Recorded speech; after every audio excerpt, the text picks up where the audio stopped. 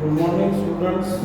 આપણે જે ગયા લેક્ચરમાં ભણ્યા હતા બરાબર છે કે ભારતની અંદર જે અંગ્રેજોની બધા પ્રજાઓ આવી એ બધું ભણી ગયા પછી કંપની શાસનનો વિકાસ. આમ તો આપણે અહીંયા સુધી ભણેલા હતા પણ ફરીવાર થોડું રિવાઇઝ કરીએ તો ભારતની અંદર કંપની શાસનનો વિકાસ કઈ રીતે થયો હતો. અંગ્રેજ સરકારે નિયામક ધારો પસાર કર્યો અને આ જે નિયામક ધારો હતો એ મુજબ વોરન હેસ્ટિંગ્સ છે તે ભારતનો પ્રથમ ગવર્નર જનરલ બન્યો. આ ભારતની અંદર બ્રિટિશ ઈસ્ટ ઇન્ડિયા કંપનીનો પ્રથમ ગવર્નર જનરલ કોણ બન્યું? Warren Hastings.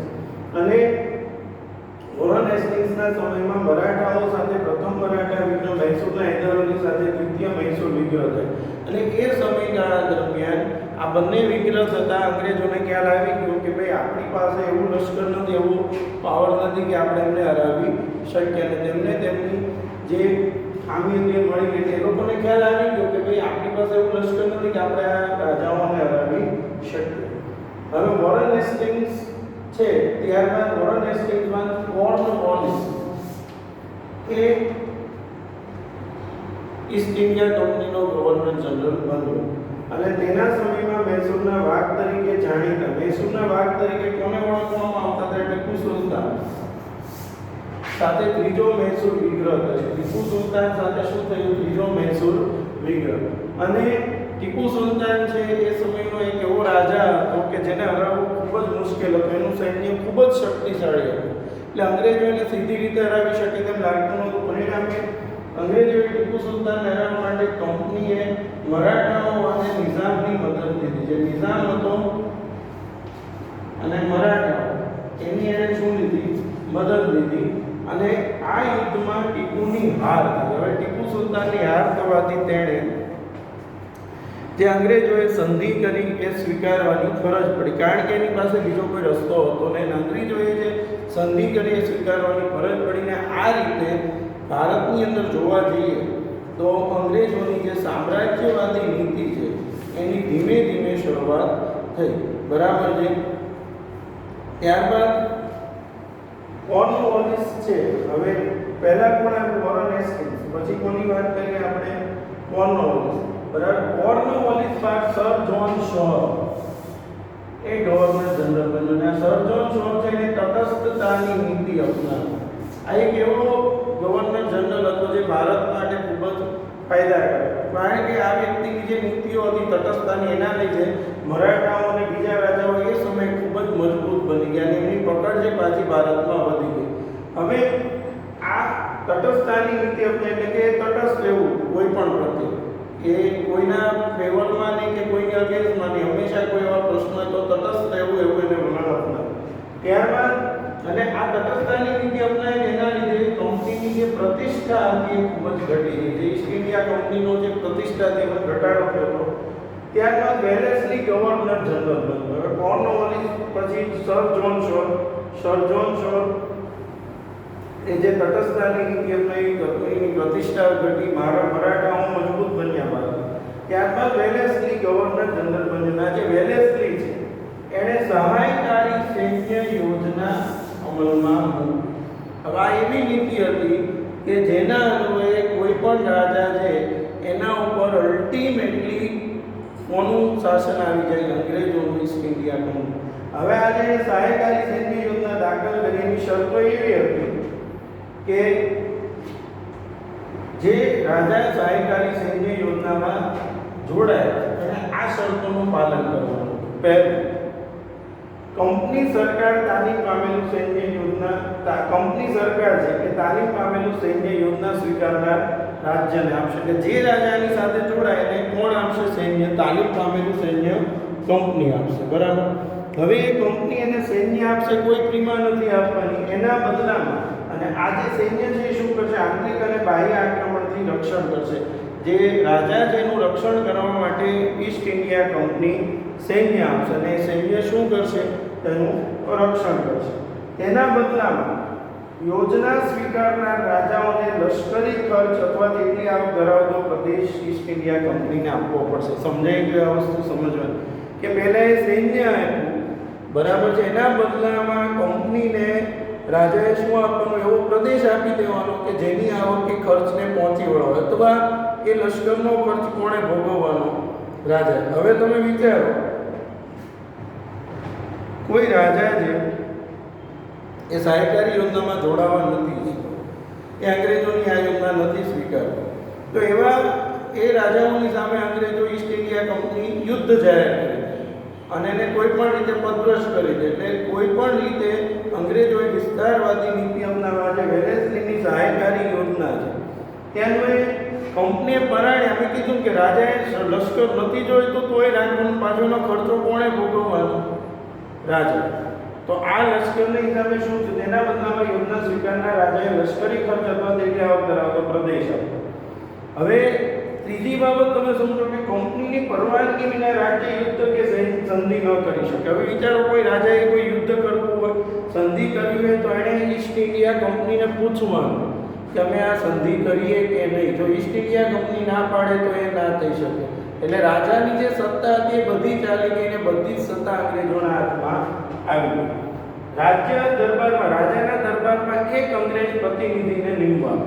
આ પાછો નિયમ કે ભાઈ દરેક રાજાએ પોતાના દરબારમાં એક અંગ્રેજ પ્રતિનિધિ રાખવાનો. અને બીજું, પાંચમો મુદ્દો, અન્ય વિદેશીને રાજ્યમાં નોકરીએ નહીં રાખવાના. અંગ્રેજ પ્રતિનિધિ રાખવાનો પણ બીજા વિદેશીઓને રાજ્યમાં રાખવાના નહીં. આ રીતે આ વેલેસ્લીની સહાયકારી યોજનાની શરત હતી. ફરીવાર આ સમજો, વેલેસ્લીએ સહાયકારી સૈન્ય યોજના જે દાખલ કરી એની શરતો શું હતી? ફરીવાર, તો પહેલું, કંપની સરકાર તાલીમ પામેલું સૈન્ય યોજના સ્વીકારવા રાજ્યને આપશે. કોણ આપશે રાજ્યને સૈન્ય? તો કંપની તાલીમ પામેલું લશ્કર આપશે અને આ સૈન્ય આંતરિક અને બાહ્ય આક્રમણથી રક્ષણ કરશે, રાજાને બચાવશે. તેના બદલામાં યોજના સ્વીકારનાર રાજાઓને લશ્કરી ખર્ચ અથવા દેખી આવક ધરાવતો પ્રદેશ કોને આપવો પડશે? ઈસ્ટ ઇન્ડિયા કંપનીને. એટલે કાં તો પ્રદેશ આપવાનો અથવા એટલી આવક એને આપવાની, એટલા રૂપિયા લશ્કરનો ખર્ચ રાજાએ ભોગવવો. એટલે આ કેવું હતું કે અંગ્રેજોનું જે સૈન્ય હતું એનો ખર્ચો અંગ્રેજોને કરવાનો ને એ સૈન્યનો ખર્ચો કોણ કરે? રાજાઓ. ત્રીજું, કંપનીની પરવાનગીના રાજ્ય યુદ્ધ કે સંધિ ન કરી શકે. કોઈ રાજાએ કોઈ યુદ્ધ કરવું હોય, કોઈ સંધિ કરવી હોય તો ઈસ્ટ ઇન્ડિયા કંપનીને પૂછવાનું, એ આ પાડે તો જ થાય, નહીં તો ના થઈ શકે. રાજ્ય દરબારમાં એક અંગ્રેજ પ્રતિનિધિને રાખવો પડશે, બરાબર, અને અન્ય વિદેશીને રાજ્યમાં નોકરીએ રાખી શકાશે નહીં. હવે તમે વિચારો કે આવી આ જે સહાયકારી યોજના સ્વીકારી હતી એના કયા કયા રાજ્યોએ આ સહાયકારી યોજનાનો સ્વીકાર કર્યો? તો તમે જુઓ, સહાયકારી યોજના અપનાવેલ રાજ્યો અને શાસકોની વાત કરીએ તો નિઝામ, મૈસૂર, અવધ. નિઝામ, મૈસૂર, અવધ,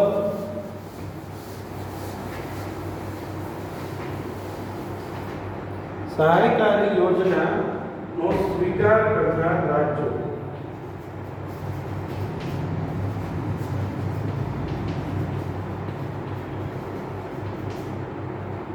અથવા શાસક. એમાં એક હતો નિઝામ, બીજું મૈસૂર, ત્રીજું અવધ, ગાયકવાડ,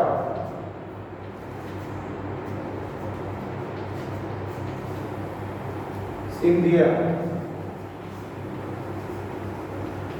ભોંસલે અને હોલકર. આ રાજાઓએ સહાયકારી યોજનાનો સ્વીકાર કર્યો. હવે આ જે યોજના હતી એ મીઠા ઝેર સમાન હતી. હવે કઈ યોજનાને મીઠા ઝેર તરીકે ઓળખવામાં આવે છે? તો સહાયકારી યોજના. આ યોજના જે છે એ કેવી હતી? મીઠા ઝેર સમાન. એટલા માટે આ મીઠું ઝેર હતું કે જે રાજાનો સ્વીકાર કરે એના ઉપર ડાયરેક્ટલી કે ઇનડાયરેક્ટલી અંગ્રેજોનું શાસન આવી જતું. આ યોજનાનો અમલ કરી વેલેસ્લીએ ઘણા પ્રદેશોના, આ યોજના દ્વારા જે વેલેસ્લી છે એણે ઘણા પ્રદેશો ઈસ્ટ ઇન્ડિયા કંપનીમાં જોડી દીધા. ગવર્નર જનરલ વેલેસ્લીએ ટીપુને સહાયકારી યોજના સ્વીકારવા જણાવ્યું. ટીપુ સુલતાનને પણ જણાવ્યું કે તમારે પણ આનો સ્વીકાર કરવો પડશે, જેનો તેણે ઇનકાર કર્યો. અને ટીપુ સુલતાને ઇનકાર કર્યો કે ભાઈ અમે આવી યોજના સ્વીકારવા તૈયાર નથી. યોજનાના સ્વીકારનો ઇનકાર થતાં કંપનીએ નિઝામનો સાથ મેળવ્યો. હમણાં જ કીધું, નિઝામ જે હતો રાજા એનો સાથ મેળવીને મૈસૂર ઉપર આક્રમણ કર્યું 1799માં. જો ટીપુ સુલતાને જેવો વિરોધ કર્યો કે અમે આ યોજના નહીં સ્વીકારીએ, તુરંત જ એના ઉપર શું કર્યું? હુમલો કર્યો. બરાબર છે. નિઝામનો સાથ મૈસૂર પર આક્રમણ. આ ચોથા મૈસૂર વિગ્રહ અને આ ચોથા મૈસૂર વિગ્રહ દરમિયાન ટીપુ અંગ્રેજો સામે લડતા મૃત્યુ પામ્યો. ચોથા મૈસૂર વિગ્રહમાં ટીપુ સુલતાનનું મૃત્યુ થયું. વેલેસ્લી બાદ ભારતમાં ગવર્નર જનરલ તરીકે હેસ્ટિંગ્સ આવ્યું. આ વેલેસ્લી ની પછી કોણ આવ્યું? અને વેલેસ્લી આ યોજના કેવી હતી? મીઠા ઝેર સમાન. ટીપુ સુલતાનનું મૃત્યુ કઈ યોજનાને અંતે? ચોથા મૈસૂર વિગ્રહ દરમિયાન થયું. બરાબર. હવે આ વેલેસ્લી પછી હેસ્ટિંગ્સ ગવર્નર જનરલ બન્યો. બરાબર. અને પિંડારાઓ સાથે જો તેણે નેપાળ સાથે યુદ્ધ કરી ગુરખાઓને લશ્કરમાં સામેલ કર્યા. હેસ્ટિંગ્સે શું કર્યું? નેપાળ સાથે યુદ્ધ કર્યું અને જે ગુરખાઓ છે એ લોકોને લશ્કરમાં સામેલ કર્યા. બરાબર છે. ત્યારબાદ તેને અંકુશમાં લીધા. પિંડારાઓ સાથે યુદ્ધ કરી તેને અંકુશમાં લીધા. જે પિંડારો લોકો છે, પિંડાર, એ લોકો સાથે પણ એને યુદ્ધ કર્યું અને તેને અંકુશમાં લઈ લીધા. બરાબર. ત્રીજો મરાઠા વિગ્રહ કરી કંપનીની સર્વોપરિતા સ્થપાઈ. ત્યારબાદ ત્રીજો મરાઠા વિગ્રહ થયો મરાઠાઓ સાથે. અને ત્યારબાદ કંપની છે એની સર્વોપરિતા સ્થપાઈને સમગ્ર ભારતમાં જે અંગ્રેજો છે તેના વર્ચસ્વમાં ખૂબ જ ઝડપથી વધારો થયો. વિલિયમ બેન્ટિકે ભારતના અગાઉના ગવર્નર જનરલોની સરખામણીમાં ઉદાર ગવર્નર જનરલ તરીકે ઓળખાયા. ત્યારબાદ હેસ્ટિંગ્સ પછી વિલિયમ બેન્ટિક. હવે બીજા બધા શાસકો કરતા આ ઉદાર ગવર્નર જનરલ હતો. ઉદાર ગવર્નર જનરલ. પેલા બધા જડ હતા અને આ અંગ્રેજોની સત્તા કે બધે એમાં જ નતા. તો જ્યારે વિલિયમ બેન્ટિક છે એના કરતા થોડો સારો હતો, તેને ઉદાર ગવર્નર જનરલ તરીકે ઓળખાય છે. અગાઉના ગવર્નર જનરલોએ અપનાવી સામ્રાજ્યવાદી નીતિથી રાજ્યમાં જે અસંતોષ ઊભો થયો હતો તે અસંતોષમાંથી એકતા ઊભી ન થાય તે માટે તેણે ઉદારમતવાદી કાર્યો કર્યા. શા માટે આ કાર્યો કર્યા? તો સમજો, આટલા બધા જે ગવર્નર જનરલો આવ્યા એમણે જે નીતિઓ અપનાવી એના લીધે ભારતની અંદર, સમગ્ર દેશની અંદર જે રોષ ભભૂક્યો હતો અને એ બધા એક ના થઈ જાય એટલા માટે થોડું ઉદારતાથી કામ કોણે કર્યું? વેલેસ. બરાબર છે. વિલિયમ બેન્ટિક એટલે ઉદારતાવાદી નીતિ અપનાવી, જેથી કરીને ભારતમાં જે અલગ અલગ રાજ્યના લોકોમાં જે અસંતોષ હતો તે લોકો જો ભેગા થઈ જાય, એકતા થાય તો અંગ્રેજો સામે પાછા લડી લે. એટલા માટે તેને થોડું ઉદારમતવાદી વિચારસરણી એને અપનાવી. ભારતમાં ગવર્નર જનરલ તરીકે ડેલ હાઉસ એટલે ત્યારબાદ 1848 આ ઉદાર ગવર્નર જનરલ ત્યારબાદ આવ્યો ડેલ હાઉસ. બરાબર છે. ત્યારબાદ ડેલ હાઉસ અને ડેલ હાઉસ એ ખાલસા નીતિનો જનક. ખાલસા નીતિ. ડેલ હાઉસ આવ્યો તે ઉગ્ર સામ્રાજ્યવાદી માણસ છે. બહુ ઉગ્ર વિચારસરણી ધરાવતો હતો અને સામ્રાજ્ય તરફ કોઈ પણ ભોગે ભારતની અંદર ઈસ્ટ ઇન્ડિયા કંપનીનું વર્ચસ્વ વધવું જોઈએ. તેણે સામ્રાજ્યવાદી નીતિને પોષવા અને કંપનીનો રાજ્ય વિસ્તાર વધારવા જીત જપ્તી અને ખાલસા નીતિ અપનાવી. ડેલ હાઉસ છે એ ખૂબ જ ઉગ્ર, બરાબર છે, ઉગ્ર રીતે એને સામ્રાજ્યવાદી માણસ ધરાવતો. ઉગ્ર સામ્રાજ્યવાદી કે કોઈ પણ ભોગે ભારતમાં ઈસ્ટ ઇન્ડિયા કંપનીનો વિસ્તાર વધવો જોઈએ. ઉગ્ર સામ્રાજ્યવાદી વિચારસરણી એની હતી અને તેણે જે નીતિ અપનાવી, બરાબર છે, જીત જપ્તી અને ખાલસા. જીત જપ્તી અને ખાલસા આ નીતિ તેણે અપનાવી. બરાબર છે. ડેલ હાઉસની ખાલસા નીતિની હવે વાત કરીએ તો તમારે ટેક્સ્ટ બુકમાં પેજ નંબર 7 ઉપર જોવું પડશે. હવે એણે શું કર્યું હતું સમજીએ. એણે પહેલા તો યુદ્ધ દ્વારા ખાલસા કયા રાજ્યોને કર્યા? તો પંજાબ અને પેગુ એટલે નીચલું બર્મા, જે બર્મા છે એટલે એણે ખાલસા યુદ્ધ દ્વારા યુદ્ધ કર્યું રાજાઓ સામે, ને કયા રાજ્યોને ખાલસા કર્યા? તો પંજાબ અને પૈગુ. રાજા અપુત્ર અવસાન પામતા રાજ્ય ખાલસા, કે કોઈ રાજાનું અવસાન થઈ ગયું અને એને કોઈ પુત્ર ન હોય, તો પુત્ર ન હોય તો એવા રાજાઓના રાજ્યોને એણે ખાલસા કર્યા. એમાં હતા સતારા, જેતપુર, સંબલપુર, ઉદયપુર, ઝાંસી, બયાત, બઘાત અને નાગપુર. આ બધા કેવા હતા? જેના રાજાઓનું મૃત્યુ થયું ત્યારે એમને કોઈ બાળક હતું નહીં, એમને પુત્ર ન હતો, તો એવા રાજ્યો ખાલસા કર્યા. પછી ગેરવહીવટના બહાના નીચે એણે અવધ, કે ભાઈ રાજ્યનો વહીવટ બરાબર ચાલતો નથી એવું કહીને એણે ગેરવહીવટના બહાના નીચે અવધ જે રાજ્ય છે તેને ખાલસા કર્યું. ત્યારબાદ કરજની ઉઘરાણી તળે, કરજ એટલે કે ભાઈ આ રાજાએ અમને અમારો જે રૂપિયા આપવા જોઈએ, અમારું જે કરજ દેવું ભરવું જોઈએ, ભરપાઈ કર્યું નથી, એટલે એનું રાજ્યમાં ખાલસા કરે. એમાં નિઝામનો વરાળ પણ અને નામ માત્રની સત્તાનો અંત લાવી ખાલસા કર્ણાટક અને તાંજોર. આ રીતે એણે સમગ્ર દેશની અંદર ઈસ્ટ ઇન્ડિયા કંપનીનો વિસ્તાર વધાર્યો. યુદ્ધ દ્વારા ખાલસા કર્યા. કયા રાજ્યો? પંજાબ અને પૈગુ. રાજા અપુત્ર અવસાન પામતા રાજ્ય ખાલસા કર્યા. સતારા, જેતપુર, સંબલપુર, ઉદયપુર, ઝાંસી, બઘાત અને નાગપુર. ગેરવહીવટના બહાના નીચે તો કે અવધ, કરજની ઉઘરાણી તળે ખાલસા, તો નિઝામનો વરાળ પ્રાંત, અને છેલ્લે નામ માત્રની સત્તાનો અંત લાવી ખાલસા કર્ણાટક અને તાંજોર. ડેલહાઉસી સામ્રાજ્યવાદીની સાથે સુધારાવાદી પણ હતો. એ સામ્રાજ્યવાદી હતો ડેલહાઉસી, સાથે સુધારાવાદી પણ હતો.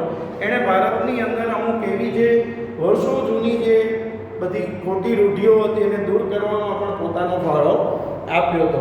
તેના સમયમાં ભારતમાં પ્રથમ રેલવે 1853માં મુંબઈ અને થાણા, ભારત અને ઇંગ્લેન્ડ વચ્ચે તાર વ્યવહાર, જાહેર બાંધકામ ખાતાની સ્થાપના. યાદ રાખજો, જાહેર બાંધકામ ખાતાની સ્થાપના કોના સમયમાં થઈ? તો ડેલહાઉસી. તો ડેલહાઉસી સામ્રાજ્યવાદી હતો, સાથે સુધારાવાદી.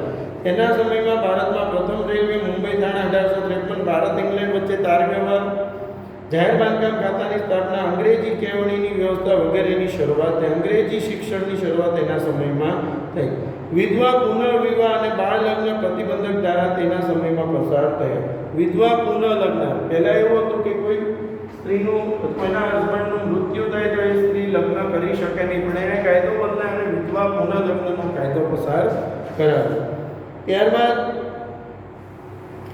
બાળ લગ્ન પ્રતિબંધક ધારો, બાળ લગ્ન ઉપર પ્રતિબંધ મૂકતો કાયદો પણ એને પસાર કરાવ્યો. 1757ના પ્લાસીના યુદ્ધથી શરૂ કરીને 100 વર્ષના સમયમાં 1757માં અંગ્રેજી સત્તાનો પાયો પ્લાસીના યુદ્ધથી જે નંખાયો ત્યારથી 100 વર્ષના સમયમાં કંપનીની સત્તા અને સામ્રાજ્ય બંને વધ્યા. પરંતુ તેમ કરતાં ભારતના રાજ્યોના અસંતોષનો સામનો તેને કરવો પડે, અને આ અસંતોષના અંતે 1857ના ભારતમાં પ્રથમ સ્વાતંત્ર્ય સંગ્રામ સ્વરૂપે બહાર આવ્યો. હવે આટલું આજે 100 વર્ષમાં જે અંગ્રેજોએ જે આક્રમક નીતિઓ અપનાવીને ભારતના મોટાભાગના રાજ્યો ખાલસા કર્યા, પરિણામે સમગ્ર દેશમાં જે અસંતોષ ઊભો થયો અને તેના અંતે 1857માં પ્રથમ સ્વાતંત્ર્ય સંગ્રામ, જેને 1857ના વિપ્લવ તરીકે ઓળખવામાં આવે છે, એ અંગ્રેજો સામે થયો. બરાબર છે. હવે વિદ્યાર્થીઓ, આજે આપણે જે ભણીએ એમાં ખાસ તમારે મેં જે તમને કીધું કે ભાઈ કંપની શાસનનો વિસ્તાર કઈ રીતે થયો અને ખાસ વેલેસ્લીની સહાયકારી યોજનાની ટૂંક નોંધ બધાએ તૈયાર કરવાની છે. એક વેલેસ્લીની સહાયકારી યોજનાનો પ્રશ્ન એ ટૂંક નોંધ તરીકે, ત્યારબાદ કઈ યોજના મીઠા ઝેર સમાન હતી? તો વેલેસ્લીની સહાયકારી સૈન્ય યોજના. ત્યારબાદ મેં તમને કીધું કે વિલિયમ બેન્ટિકને ઉદાર ગવર્નર જનરલ તરીકે ઓળખવામાં આવે છે, સમજાવો. પછી ડેલહાઉસીએ ખાલસા નીતિ અપનાવી, સમજાવો. તેનું આખું ખાલસા નીતિ વિશે લખવાનું છે કે એણે કઈ રીતે કયા રાજ્યોને ખાલસા કર્યા. બરાબર છે. જો તમને વિદ્યાર્થીઓ આ વિડીયો પસંદ આવે તો શેર કરો, લાઈક કરો અને સબસ્ક્રાઈબ કરો. Thank you.